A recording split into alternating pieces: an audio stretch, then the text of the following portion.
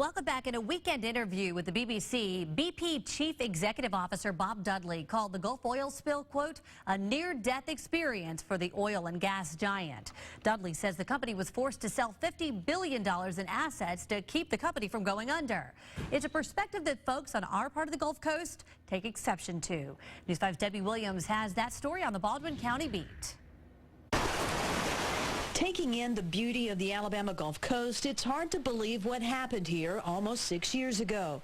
The Deepwater Horizon disaster killed 11 crew members and sent 5 million barrels of BP oil into the Gulf of Mexico. Tried to approach. In a weekend interview, BP Chief Bob Dudley said the disaster almost sank the company. It's interesting. His perspective is financial in money and assets and business, and all of that is replaceable. Gulf Shores Mayor Robert Kraft says there's no comparison in losing a business or destroying an entire ecosystem. Businesses like that, they're apt to declare bankruptcy from time to time and morph into something new and reemerge in another place unhurt.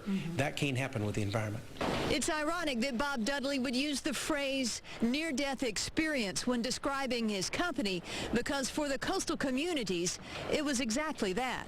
We had the near-death experience on our coast, is where it was, right in Orange Beach, Gulf Shores. Orange Beach Mayor Tony Kennon doesn't talk much about the oil spill anymore. He'd rather move forward. But Dudley's remarks seem to hit a familiar nerve. As far as near-death goes, I mean, they're doing very well, and I don't believe for a minute they were at risk of going under.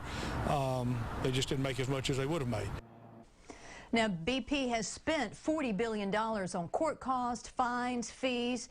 The state of Alabama settling over the summer for $2.3 billion of those dollars. The governor said this afternoon that he's glad the company survived because they still owe the state a whole lot of money. Live on the Baldwin County beat, Debbie Williams, News 5.